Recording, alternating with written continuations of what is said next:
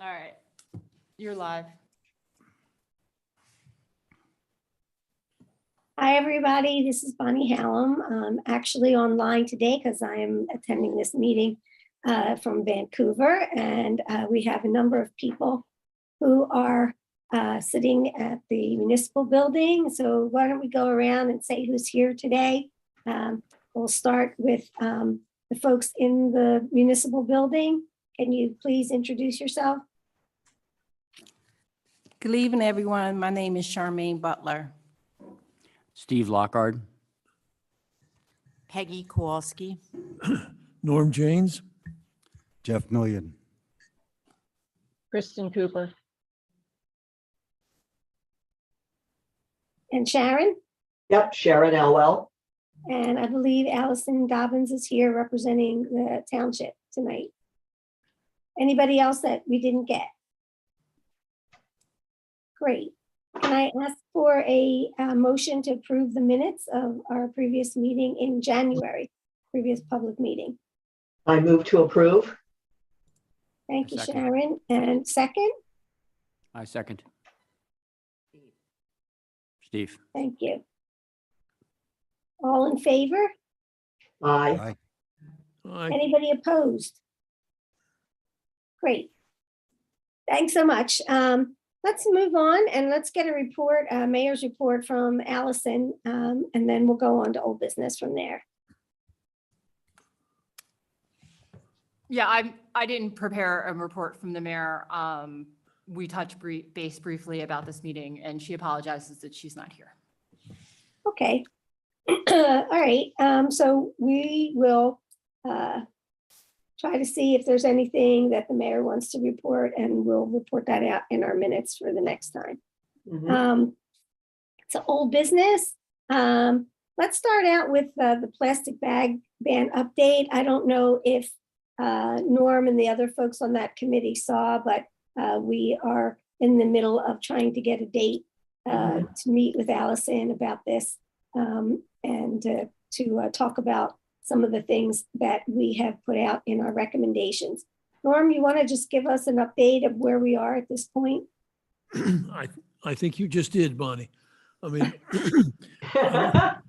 and we've got some dates proposed so that we'll have the meeting.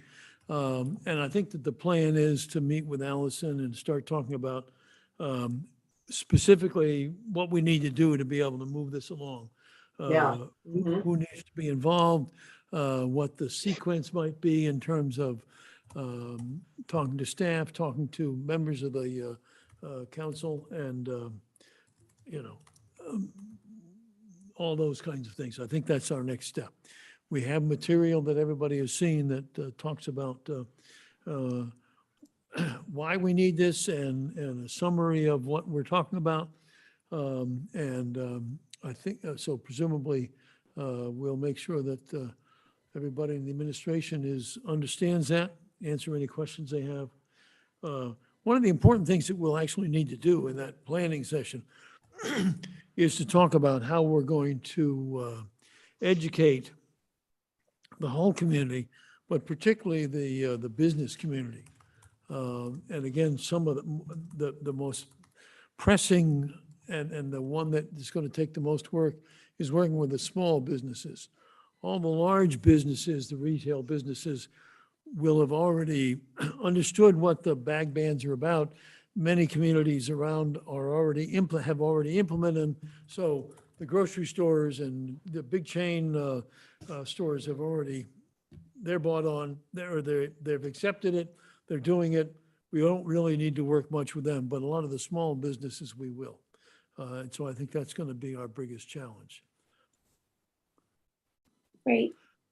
Yeah, and that was the two things that the mayor was concerned about most were how to enforce it and the small businesses. And we did send a draft report and our recommendations and follow up on that to Allison, and we'll discuss that at the meeting so that we are all on the same page and we can try to move this forward.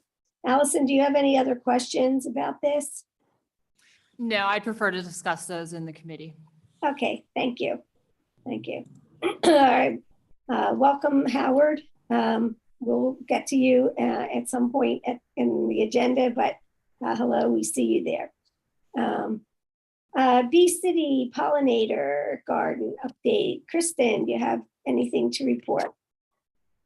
I think I had reached out to Stephen and Faith. I think we were talking about, doing a little walkthrough down at Gillespie to, I guess, finalize exactly where we were going to start to do some planting.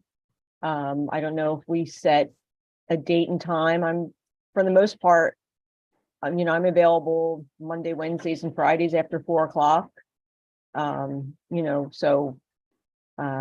Depending on Stephen and Faith's schedule, or just Stephen or just Faith, we can maybe try to do that next week or the week after, and start clearing the area or doing whatever we need to do to prep that space.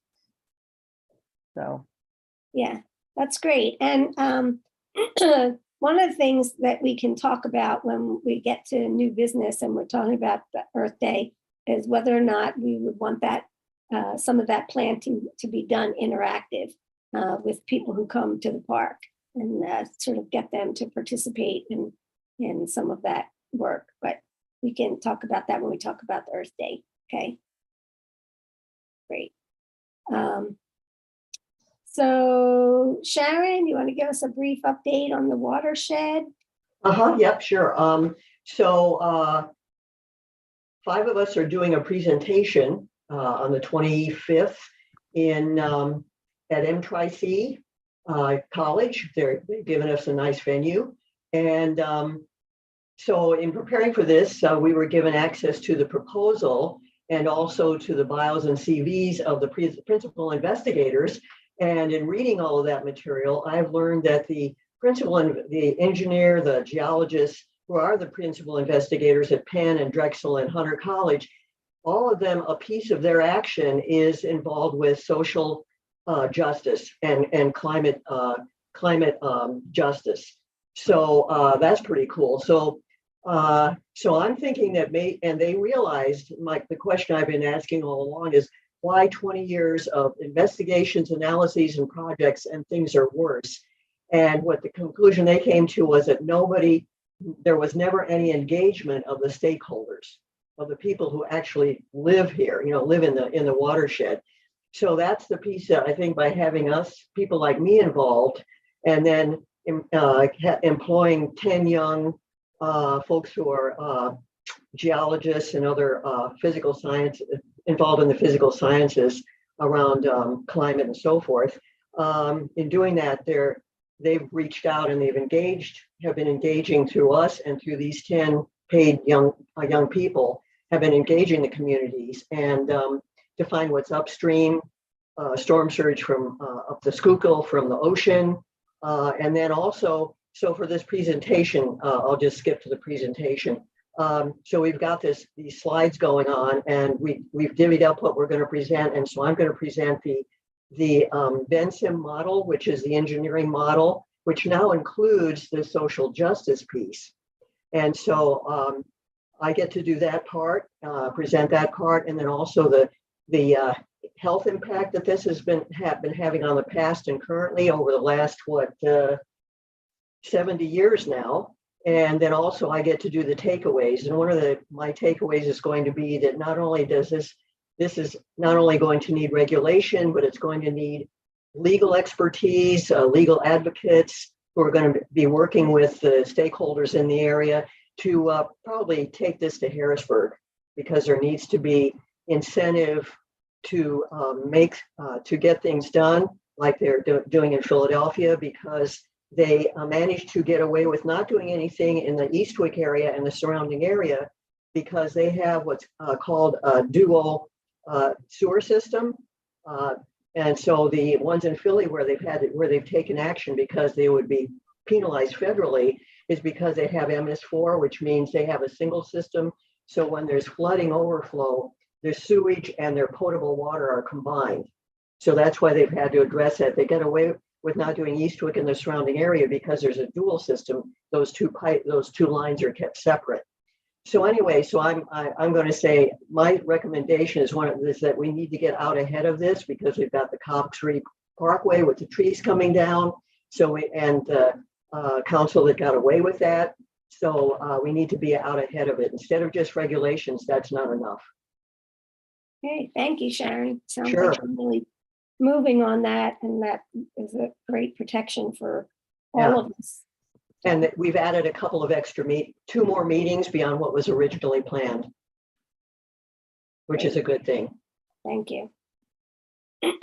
School district outreach update. Kristen and I went to the school board meeting, and I'll let Kristen talk about what we did there and what's happening.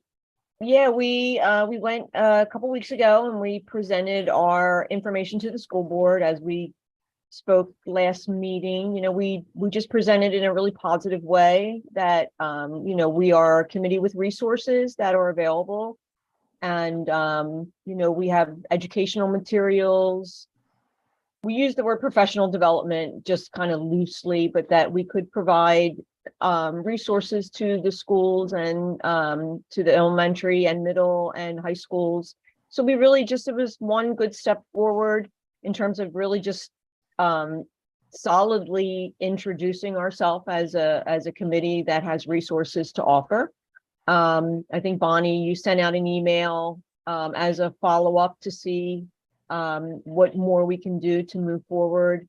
And I guess the next good step would be to schedule some of those environmental outreach programs to Westbrook Park and to Garrettford that we spoke about. So that's probably the next step forward. And I think we can just confidently contact the principals at each of those schools directly and get the ball rolling on that. And I think it's one of those things where it's just going to take a little bit of time. And I think we just maybe go to another school board meeting and, you know, just make our presence known until they accept our offer. I think that's the best that we can do. Well, we actually have a meeting scheduled for March 15th with the school district representatives. And so we will talk with them about moving this forward. So I think that that's a really positive step that they reached out to us after that meeting and set up a meeting with some representatives from the district as well as from the schools and the school board. So I think that that's the next step, and we definitely will get those educational programs that the PRC, right, is offering scheduled, and then see what else the district would like to do. As just a follow up with what Kristen said, what we really offered them was to first find out what they're doing, and then if there's anything that they want to expand on or to initiate or enhance, we offered them the resources of whatever we know about that can help them to do that. So now the next step is to find out where they are and what they would like to grow in their environmental footprint.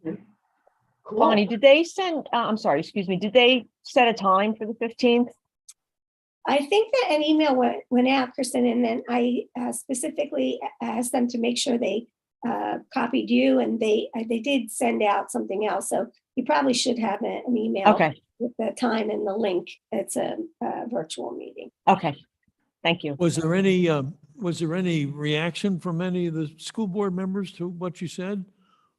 Any questions that they asked? The directors, yeah, I think that those who, Meredith Haig is sort of the spokesperson. She's the person who's mostly involved with the environmental stuff at the district level. And she wrote back and she appreciated us coming out, and also Dr. McGarry also in the email addressed that as well.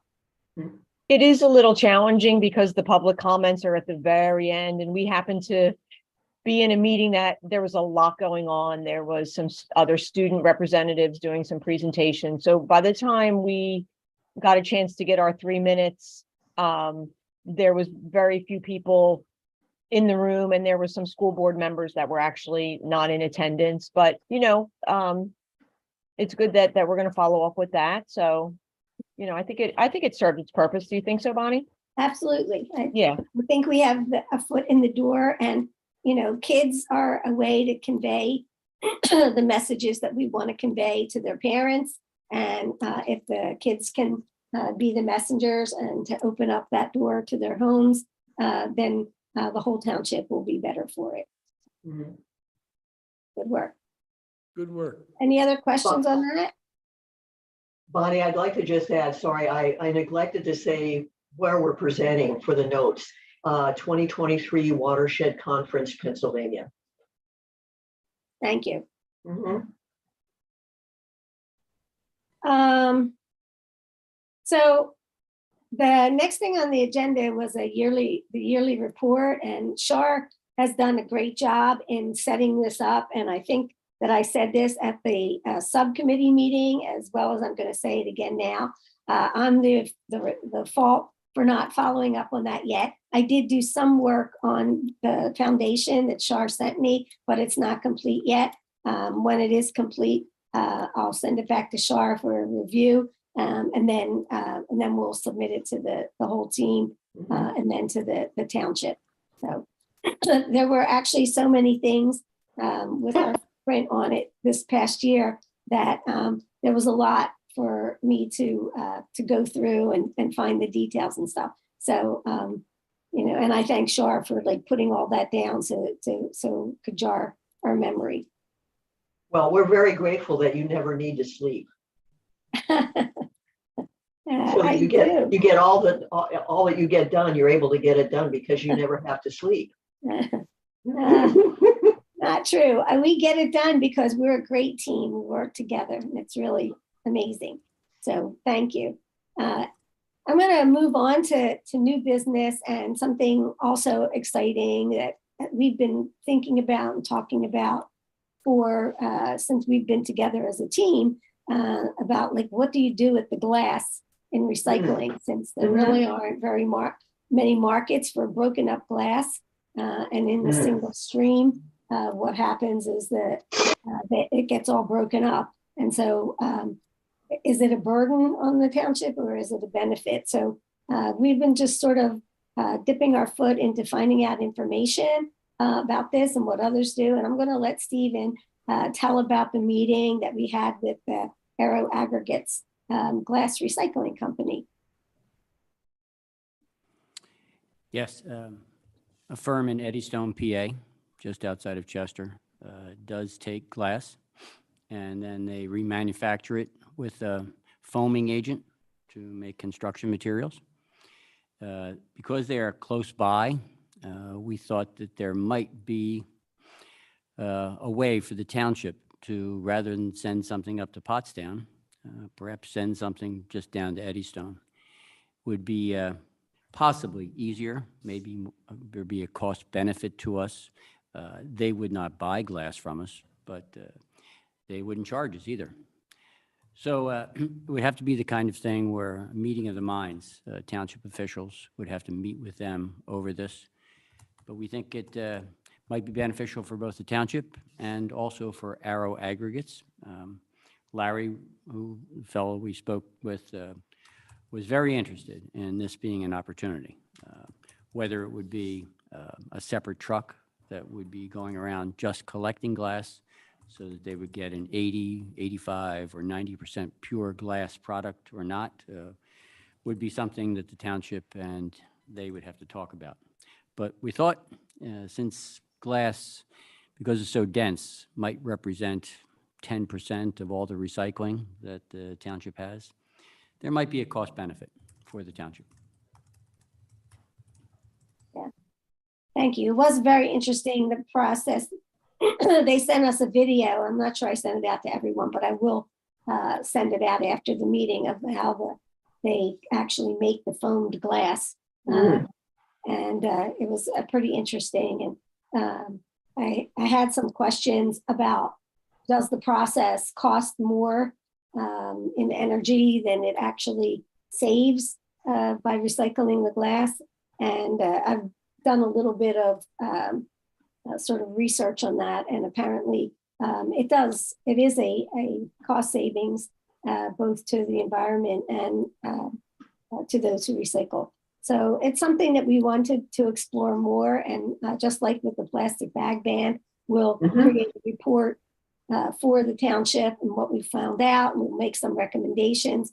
We'll, I think one of the recommendations would be that the administration actually meet with Mr. Bamford and hear directly from their perspective, so they could see whether or not it might be able to be something that they would consider. So, but I'm thankful to Stephen, who sort of sought this out and helped us to understand better what the possibilities are for glass. And just one more thing about the glass, and here's the connection between the cost savings. Glass is heavy, as Stephen said, and we get billed by the tonnage for recycling, and our recycling costs more than our trash costs. And then what happens is that because we're putting in the recycling, if they don't have, and we're paying more for the tonnage of the recycling, and then what happens when it goes to the material recycling facility is that a lot of times it just gets thrown in the trash. So if we had put it in the trash to begin with, it would have lessened how much we were paying for in tonnage. Of course, it's complicated because it's possible that the township has to provide an amount of tonnage of recycling in order to keep the contract. So we don't know all the ins and outs of it, but that's why it would be great if the township was able to speak directly with the folks who do this work and see if it might be something that could save the township money. So. And we did speak of a number of different ways that this could possibly be done. A trial program just on District 1 or District 7 or whatever, and supplying separate small trash cans, just recycling cans, just for glass, and see how something would work in an area of, just 10,000 people or something, and see if it was beneficial over the course of 6 months or so. One of the things that I thought was really interesting was the fact that this fellow said that in most municipalities, the biggest source of glass are bars and restaurants. And that's also concentrated in a smaller area. And it occurred to me that maybe the township could sort of facilitate a conversation between the bars and restaurant owners and this Aero Aggregates, because the bars and restaurants are paying, they're not part of our recycling pickup. They're paying to get rid of that stuff now. If they could pay less to Aero Aggregates, and all they would be required to do, of course, is just not throw it in a general garbage bag, but throw the glass into a separate container, which gets picked up by Aero Aggregates. And Aero Aggregates pays less for that, pays less for that than they, or gets it for less than they would from other facilities. Anyway, it seems like it'd be a win-win for everybody, and that might be something in addition to some kind of an experiment to see whether we can get households to be able to segregate the glass and put it into separate containers. But those folks who are already virtually doing that, it just seems like it would be a really great thing. Thank you, Howard. That was a big point that they talked about. That would be something separate that we might want to consider. Yeah. Any other questions about that? Okay, well, we'll continue to follow up and write a report to the township and submit that to all of you first, and then, of course, then to the township. Earth Day. Okay, so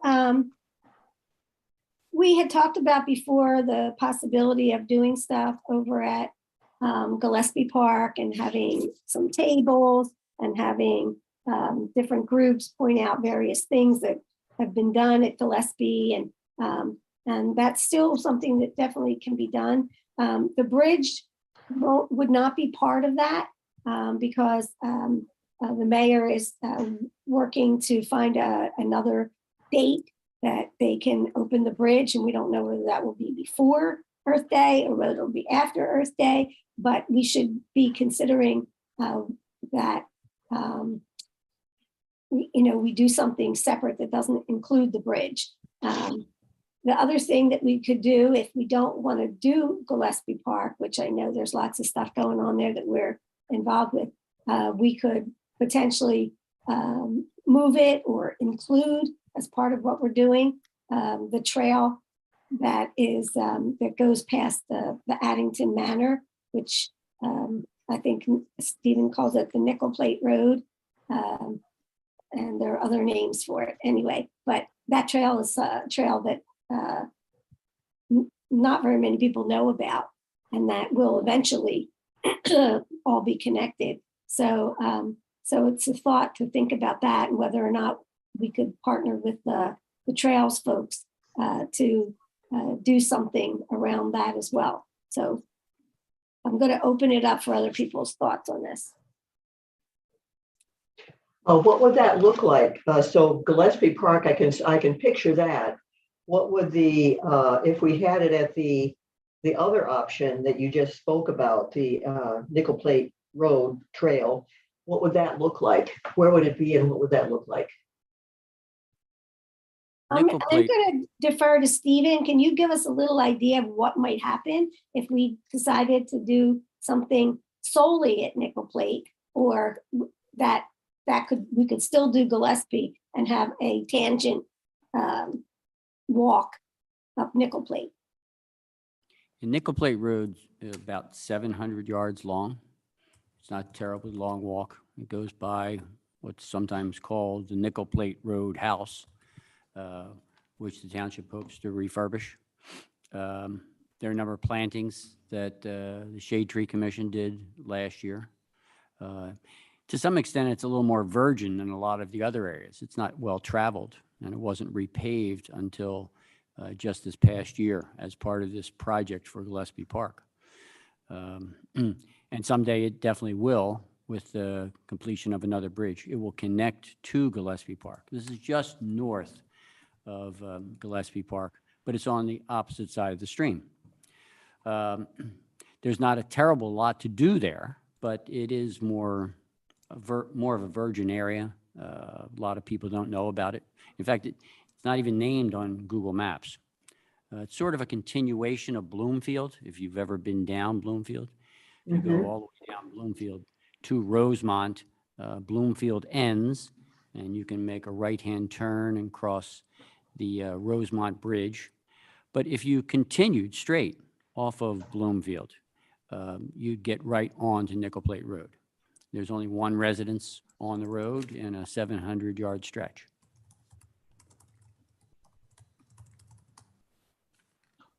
There is a bit of a trail that goes from the end of that all the way to the Swedish cabin, but that's a Absolutely. pretty rough trail. Yes, yes. And that was even one consideration for a trail. But you'd have to cut into an awful lot of stone to do that. Then you'd have to support the area above the trail so rock didn't fall on people. Right. So I think that was cost prohibitive. Right. That's why they decided to move through Gillespie Park, or that was one of the reasons why they decided to go through Gillespie Park. Right. And probably it's going to end up being ideal. Crossing back and forth into different areas allows a lot of different people Right. to navigate. Right. I was just thinking that if we did something on Earth Day, some people might want to continue on. But they'd have to be, They might, yeah. yeah. Well, in fact, a few years ago, when the previous mayor was in the administration, we led a walk from Drexel Brook through Drexel Brook's property along their 5-foot wide path out to Bloomfield, down Bloomfield, then down Nickel Plate Road. And many people did go further. They went all the way down to the cabin Right. and then came back. Right. Right. You know, and Drexel Brook treated us to water, lemonade, and coffee on their new veranda at Streetlight. So, I mean, it's possible we could do something like that again. Yeah. And is the road, Stephen, that Norm is talking about, that goes to the Swedish cabin from Bloomfield, is that actually walkable, or is that what you're saying is a kind of dangerous? It's a trail. Yeah, it's a There are a trail. couple places where there are some down trees and you have to climb over them. Right. I wouldn't call it dangerous, but. Okay, it's not where the rocks could fall on people and stuff. No, No, no, no, no. no, no. uh, No, it's but not it's not, handicap it's not, accessible. it's not, I wouldn't want to do it in flip-flops. Right. Mm. Mhm. And that early in the year, around Earth Day, there's not going to be much vegetation. You Right. know, things haven't leafed out much. If we did the walk at Drexelbrook, would they allow us to park there or set up a table? Well, that depends. If we did this on a Saturday, that's frequently when they have their events for weddings. Mhm. So that parking lot could be full. Mhm. So, I mean, the previous time we did this on a Sunday, when they were not having an event, Mhm. we'd have to talk to them ahead of time.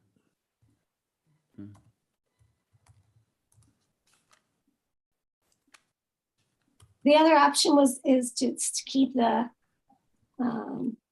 keep whatever we do over at Gillespie. And I know some of the things that we had talked about doing before were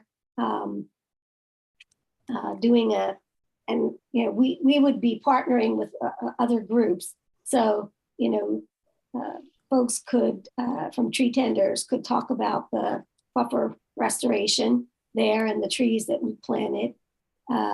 We could have someone talk about the pollinator garden that we're working to put in. And we could have tabling with a variety of different organizations there, including the recycling people. They're usually good about coming out.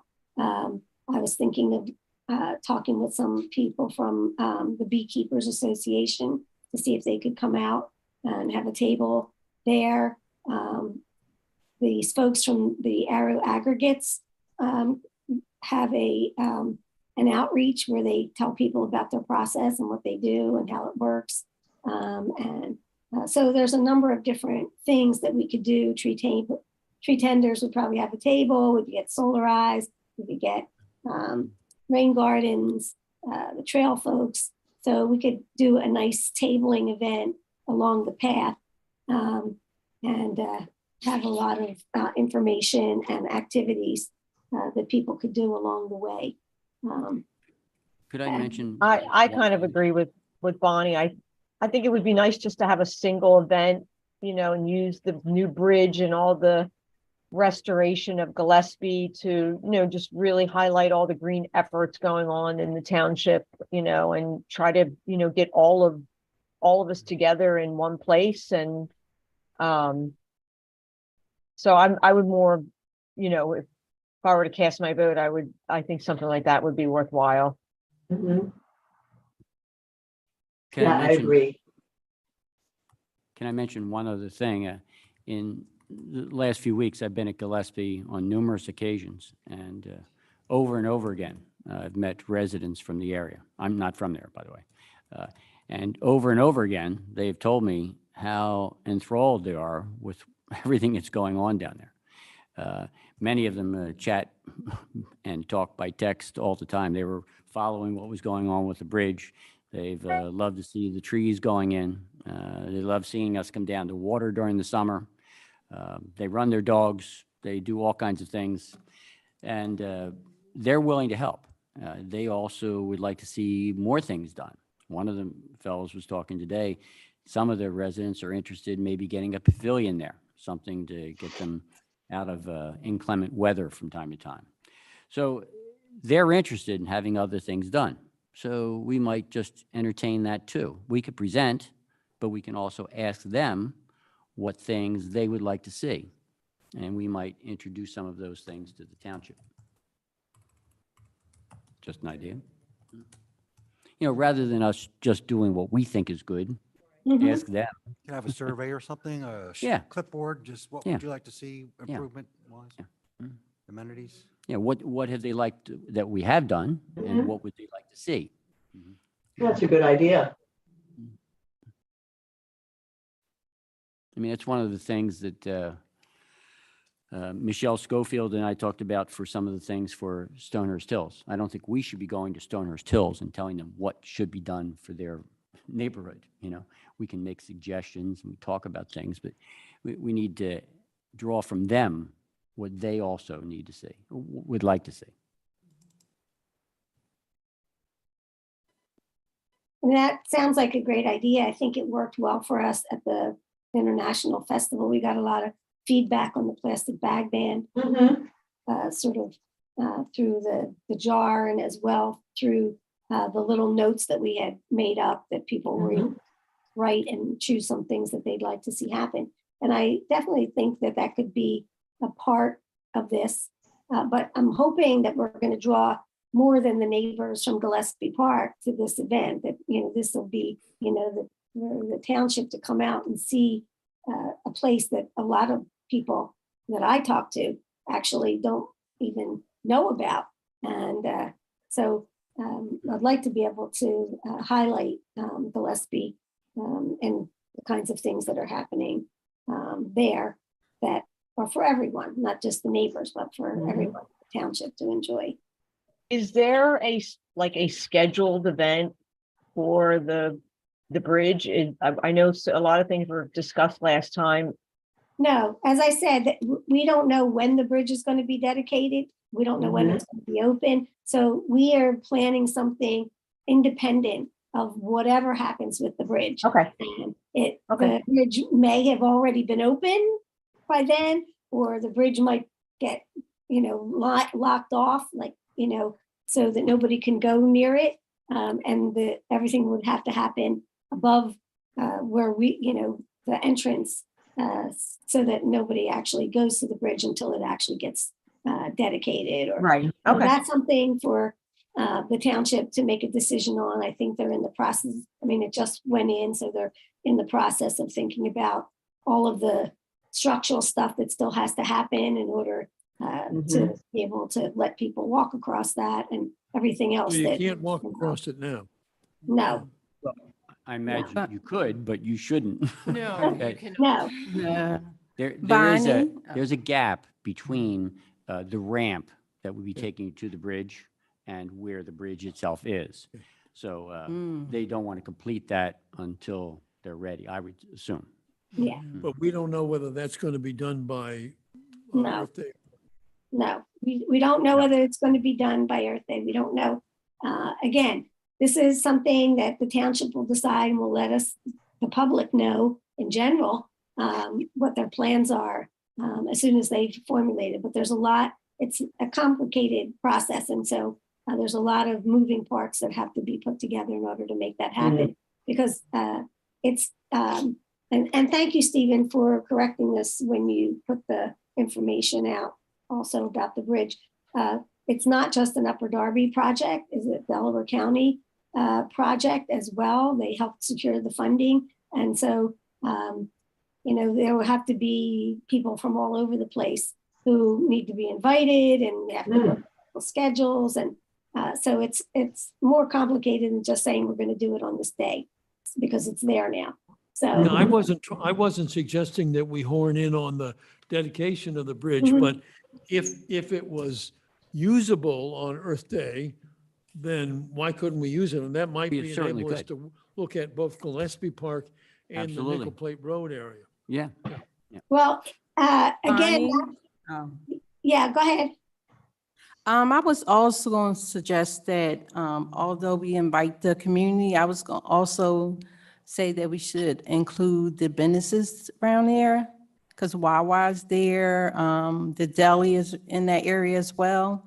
So when we have Earth Day and we have flowers, maybe we can also include them. Because I know Wawa has a outreach community, so maybe they can provide us with coffee or something for that particular day. Okay, that sounds like a good idea.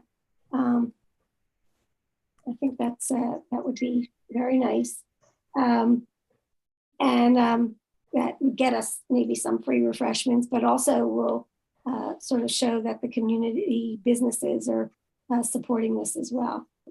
It's a good idea. I think it might be beneficial maybe prior to our next non-public meeting, maybe we can have an Earth Day, just an Earth Day meeting and Yeah, gather our thoughts and, you know, divvy up, you know, who wants to do what. And because, you know, this time is going to go by so quickly. And Yeah. if we want to, you know, get the local businesses to contribute anything, we need to give them some lead time. If we want to try to get some giveaways, you know, the bags and stuff, we're gonna need Yeah. time to Good do all idea. that. So maybe we can think Yeah. about in the next couple weeks, meeting just our committee and whoever else wants to be involved and make some solid plans. Yeah, that's a great idea, and I think it's a good way to segue into the next thing.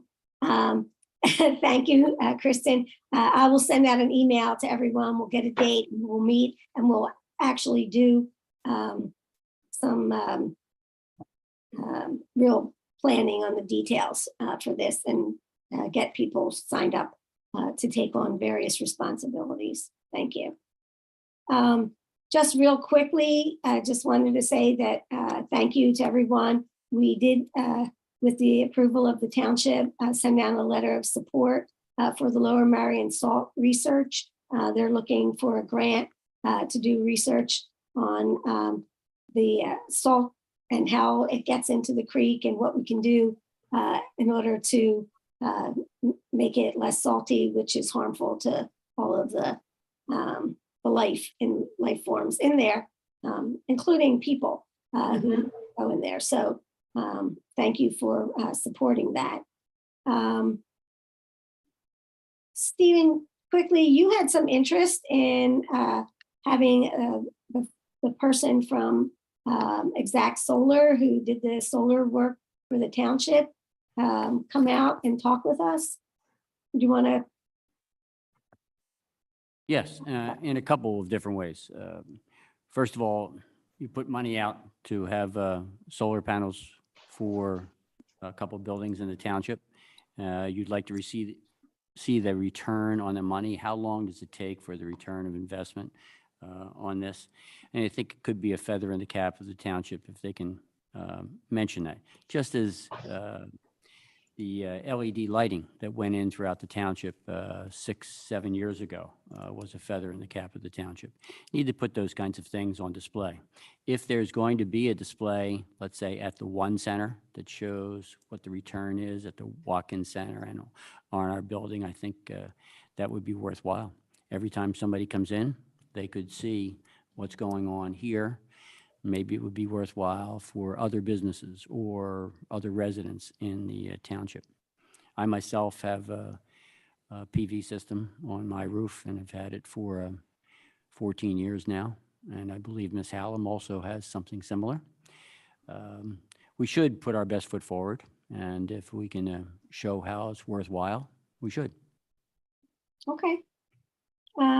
I have had, in fact, the same people who put the solar on the township buildings that did my roof recently.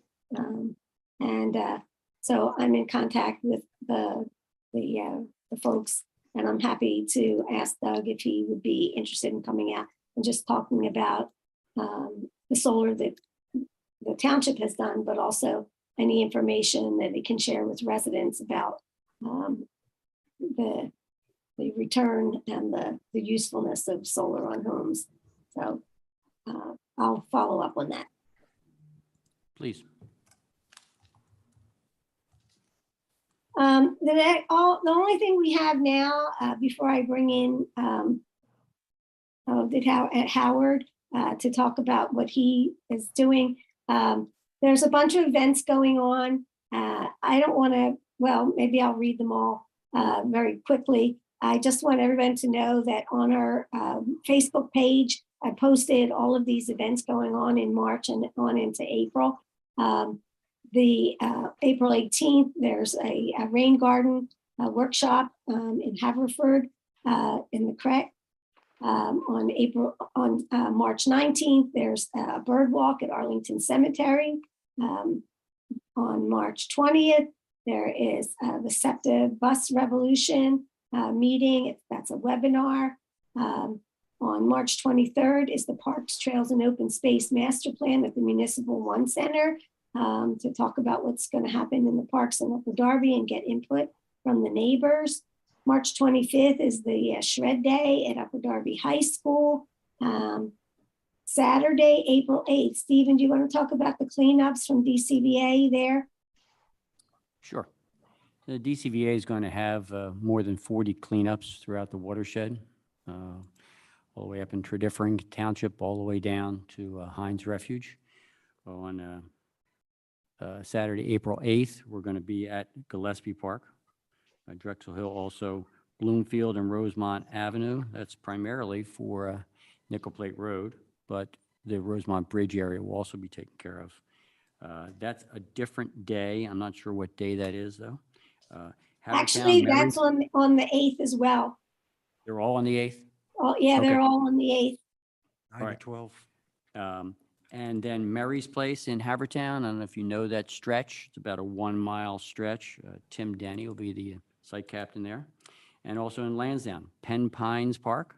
Site captain there will be Harry Kalish or Kalish, Mhm. I think. Yeah. And each of those days, the opportunity will be between 9 and noon. There'll be gloves handed out. We'll have a number of pickers, the device, the grabbers, but not enough for every single person who comes along. And there'll be plastic bags. You can return everything to one site, and then we'll have them all picked up. In some cases, it will be the county picking them up depending upon where you are. So like at Kent Park, if you were doing something there, that's a county facility, so they'd be picking up trash there. And if you want to see all the rest of the dates, all of those 4 are happening on Saturday, April 8th, between 9 and 12. But as Stephen said, they have a whole bunch of other dates scheduled, the DCVA. If you go to dcva.org, you can see all the other dates that they have for cleanup in the creek. So just briefly, on April 15th, there's the Pet Expo at Kent Park. On April 22nd, there's a District 4 Community Resource event. And on April 22nd, there's Earth Day, which we will get some promotion as soon as we firm that up out to everyone, as well as the tree tenders are going to be planting trees on the 22nd and the 23rd. And we'll be calling for volunteers to join us to do some of that tree planting. The only other thing, and then I'm going to ask Howard to talk to us about very quickly both of those things, is that the 164th district, which is Gina Kerry's state representative district, is going to do an environmental town hall in the 164. And Howard, do you want to tell us about that? And also very quickly about the grant writer that you're looking to secure from the county. Okay, thank you. Our planning, let me just explain first. I am representing this Sierra Club Delaware County team. And unfortunately, I may have to sneeze in just a moment.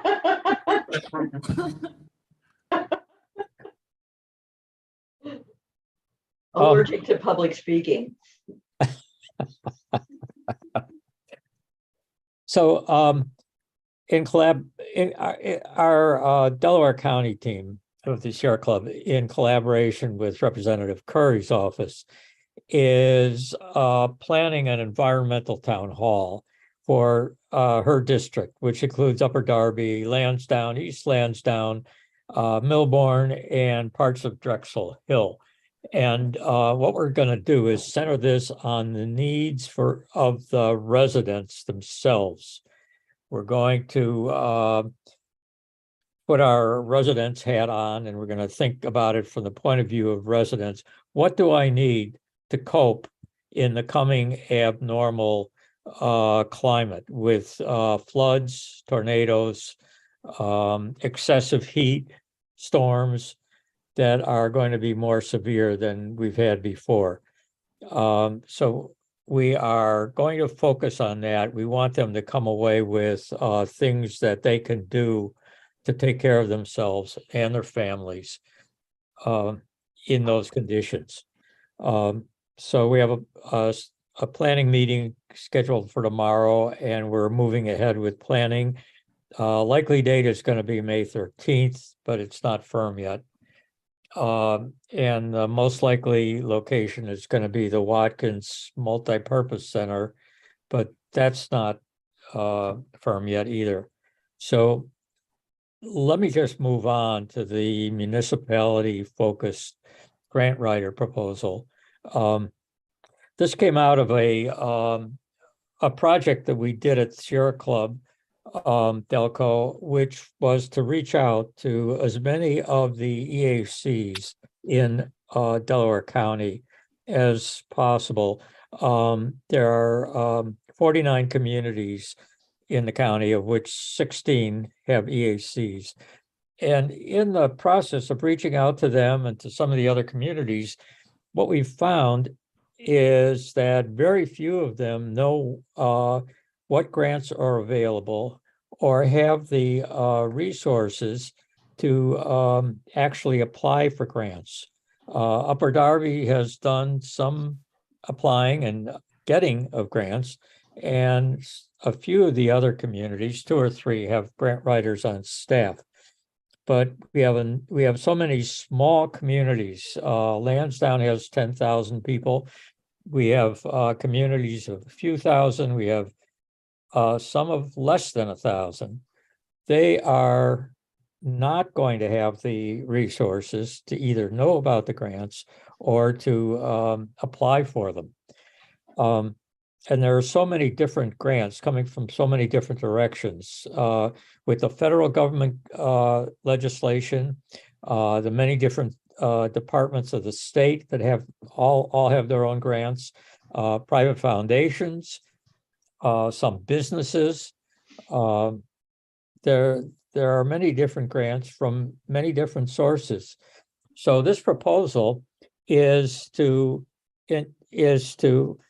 have the county hire a grant writer or contract with a grant writer full-time who would be focused specifically on the needs of municipalities like Upper Darby. The grant writer would put together a database as comprehensive as possible and then contact the database would be of all these different grant opportunities, and then would contact all the municipalities that don't have grant writers in the county and would tell them what's available, ask them about their needs, and collaborate with them, work with them to apply for grants. That is the best way, I think, that these smaller communities are going to be able to access the many grant opportunities that are out there. And so what I'm asking of the council, Upper Darby Council, but prior to that, the EAC, is if you could draft a resolution or pass a resolution in support of this idea and move it on to the council, which could then pass its own resolution. I don't think the county would fund such a position unless the different communities in the county were to make it known that they want this service. So that's why I'm asking for a response from Upper Darby. I did send in the information, the hard copy description, and also a draft resolution earlier for everybody on the EAC. So if you have any questions, please ask. Who Thank you, would, I'm sorry, who would pay for this contractor, this employee? Well, I'm asking the county to pay for Okay. it. Now, Right. if the county doesn't, we have a fallback option. We can look around for a possible grant from either a private organization, a foundation, or maybe even the state to fund this as a pilot project, because it's not really something that is common. So it would be an innovation. I guess that's one of the things that you would have to like think about sustainability of such a thing. So if the county won't sort of put it into some long-term funding stream in the budget to do it, having to write grants, you might get money the first time to do it because it's innovative, but you're not going to be able to sustain something like that on grants after that. So you'd have to really be thinking about how to sustain this position in the long term. Hopefully, if we could get a grant that would sustain it for the first year or two, it would be proof to the county that it is a needed and valuable service. If this grant writer can work with the various municipalities and bring money in the form of grants, I think that would be something that would be very attractive to the county. I have a question. If this does move forward, maybe this grant writer can also maybe take the opportunity to teach individuals within the counties. So if it doesn't sustain, when that person goes, we still in a situation where we are now. So that person can also do some training. I think that'd be beneficial as well. I think you're right. And the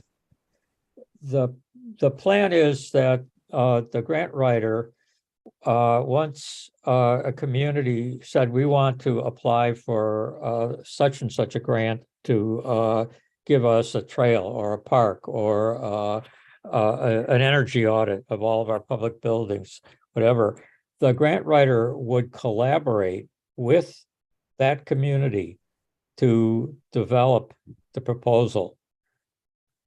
So the community would have the benefit of professional oversight in making up their proposal. So that would be a learning experience. And the grant writer would also work with the community to set up management and monitoring capabilities, which grants generally require these days. So they would be able to report back to the granting authority on what they're doing. So that would be another very important function that the grant writer could do in terms of teaching municipalities.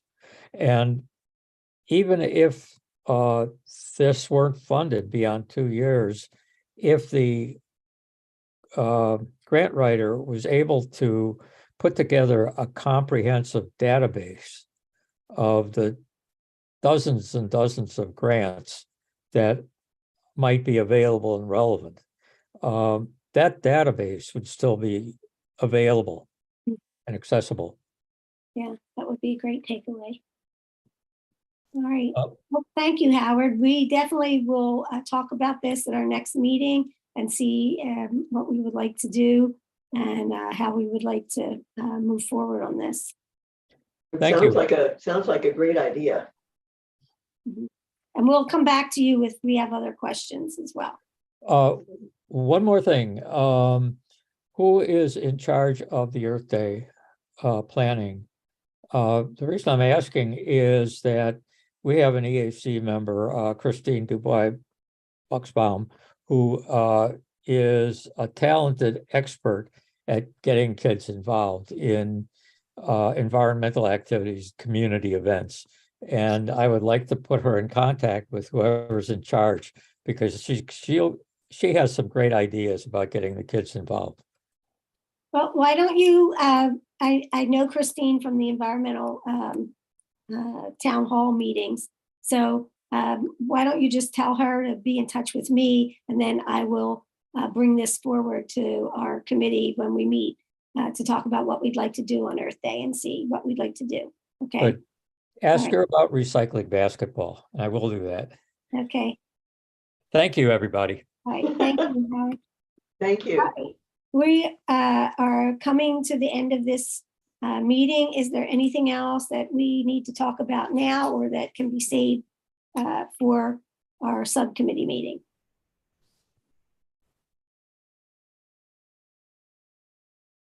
Okay, would somebody like to make a motion to adjourn? So move. Thank you, Norm. How about second? I second. Second. All in favor? Aye. Aye. Opposed? Thank you for a great meeting. Have a great night, and we'll be talking